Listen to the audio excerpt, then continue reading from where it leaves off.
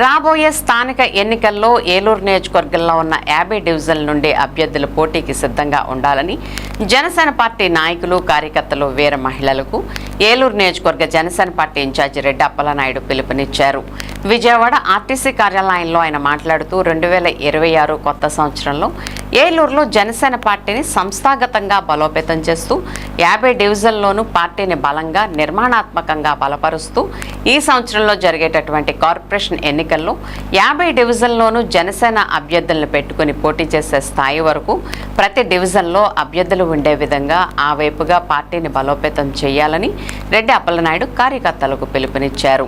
Eluru Janasena town committee ఆధ్వర్యంలో వారి సూచనలతో ప్రతి డివిజన్లో కూడా జనసేన పార్టీ కార్యకర్తల్ని జన సైనికుల్ని వీర మహిళలు పార్టీ సానుభూతి పరులు మెగా అభిమానులు అందరినీ కూడా పార్టీ గెలుపు కృషి చేయాలని అన్నారు.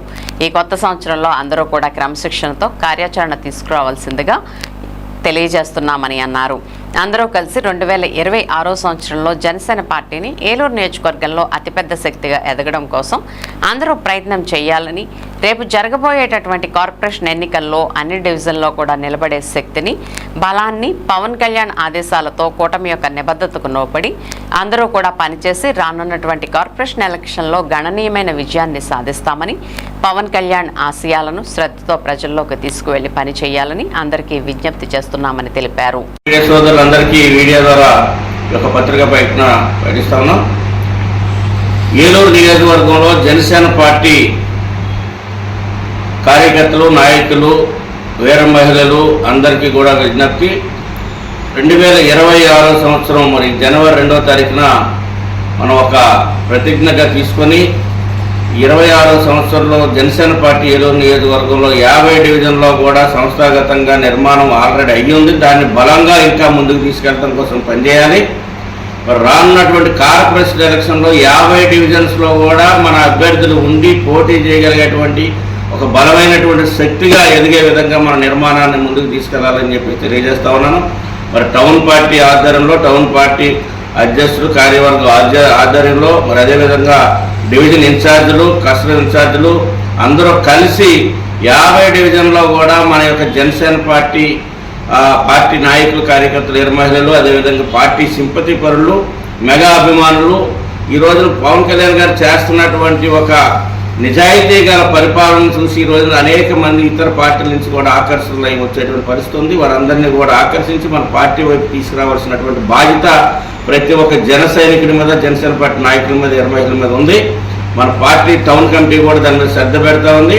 మీ అందరూ కూడా ఎక్కడో గమ్మునే ఏదో కాముగా ఉంటాం కాకుండాను ఈ యొక్క సంవత్సరంలో జరిగేటువంటి కార్పొరేషన్ ఎలక్షన్లో జనసేన పార్టీ గణనీయమైనటువంటి విజయాన్ని సాధించాలి.